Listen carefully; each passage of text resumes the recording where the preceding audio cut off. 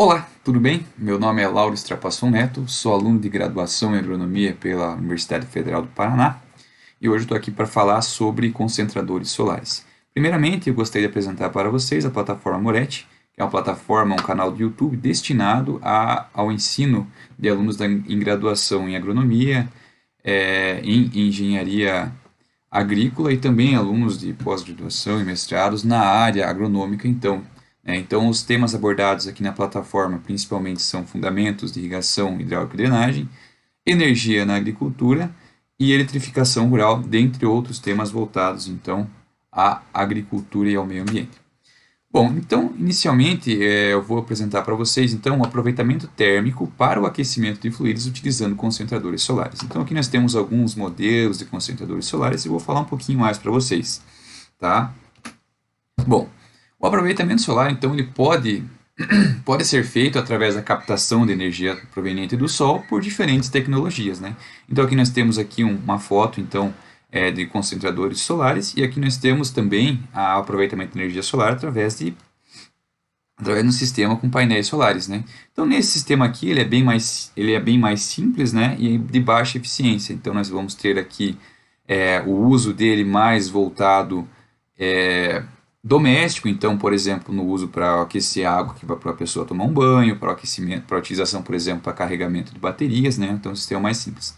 Já quando a gente vai fazer o aproveitamento solar utilizando o concentrador solar, aí nós vamos pensar já em indústria, né? Algo grande, por exemplo, na geração de energia elétrica, por exemplo, para toda uma cidade, tá? Então, eu vou estar falando um pouquinho mais para vocês, então, a respeito disso. Bom, então, inicialmente, o aquecimento de fluido, ele pode ser feito principalmente de duas formas, né? Então, a gente pode utilizar o painel fotovoltaico, né? Utilizando aqui, então, os coletores solares, né? Que vão estar aquecendo a água, por exemplo, no uso doméstico, né? E o concentrador solar, que, como eu comentei com vocês, já é voltado, então, à produção de energia elétrica. O sistema de funcionamento dele é relativamente simples, né? Em que a luz solar, então, ela vai estar incidindo em um espelho, e esse espelho ele vai estar direcionando, então, essa energia provinda do Sol, né, a um tubo com um líquido dentro, e esse líquido ele vai estar sendo aquecido, tá? E essa angulação aqui ela vai variar de acordo com o movimento da Terra em relação ao Sol, tá? Então, vai passando o dia, a movimentação ela vai ocorrendo, então, a movimentação é feita por robôs, digamos assim, e são controlados por algoritmos, certo? E esses algoritmos eles têm uma precisão muito grande para estar tentando garantir a máxima eficiência no aproveitamento da luz solar. Bom, então, existem quatro principais tipos de concentradores solares, no caso, que a gente pode utilizar no aquecimento de fluidos. Sendo o disco parabólico, então, que ele também tem um sistema em que a luz solar ela vai vir, então, vai ser direcionada a um espelho e esse espelho vai estar direcionando essa luz solar a um ponto. Aí nós temos também o receptor central do tipo torre, que também funciona com um princípio parecido. Novamente, a luz solar está incidindo em um espelho que está direcionando em um alvo.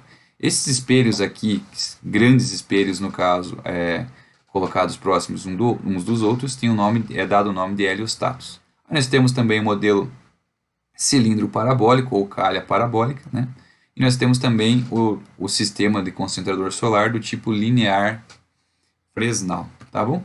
Então eu vou explicar agora para vocês cada um deles, tá? Então começando pelo cilindro parabólico ou calha parabólica, ele tem um princípio de funcionamento relativamente simples, tá? Esse sistema aqui é hoje o mais utilizado no mundo, tá? Cerca de 96% da capacidade instalada dos concentradores solares são do tipo cilindro parabólico, principalmente nos Estados Unidos, na região lá da Califórnia, né? Então aqui nós temos um exemplo de uma imagem aqui da instalação lá na Califórnia, desse tipo de sistema. E também na Espanha também tem alguns sistemas instalados e isso está crescendo bastante no mundo, tá?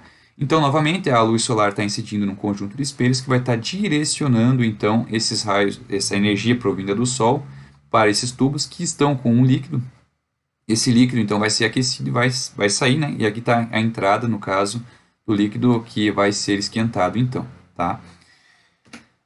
Bom, e como é que funciona, então, o cilindro parabólico para a utilização da produção de energia elétrica? Bom, aqui é bastante interessante, o sistema é relativamente simples, né? Então a energia do Sol vai estar incidindo no conjunto de espelhos, que vai estar direcionando essa energia, então no caso do tubo. Esse tubo vai ter um líquido que vai ser arrefecido. Geralmente, né, principalmente, é utilizado o tal do sal líquido, ou o sal fundido, né, como vocês prefiram chamar. Esse sal fundido ele tem a capacidade de retenção melhor de calor, né, então ele consegue segurar o calor por mais tempo. Então esse líquido então, ele vai ser transformado em vapor aqui, né, então a energia do Sol vai ser direcionada pelos espelhos no tubo, vai aquecer então esse líquido vai ser transformado em vapor e esse vapor vai estar atuando numa turbina. Essa turbina vai estar atuando no gerador e esse gerador então vai estar produzindo a energia elétrica, tá? Então aí esse vapor aquecido então ele vai passar pela turbina, vai estar sendo direcionado aí para um condensador que vai transformar o vapor novamente em líquido e esse líquido pode ser direcionado tanto para os tanques de armazenamento ou como voltar novamente para o sistema. Então vocês conseguem perceber que é um sistema de energia totalmente limpo e está sendo reutilizado. Então é um sistema de energia renovável muito interessante. E você pode também estar fazendo o armazenamento, no caso desse vapor em alta temperatura também. Então, a temperatura de operação do cilindro parabólico média é de 300 a 550 graus Celsius. Ele tem uma eficiência média de 14 a 16%. Ele tem um alto uso de água, né? E a grandeza, a capacidade de geração, então varia de 50 megawatts a 100 megawatts. Quanto à torre solar, então também é um outro modelo de concentrador solar. Aqui também é uma foto lá dos Estados Unidos, da Califórnia, né, um modelo já implantado.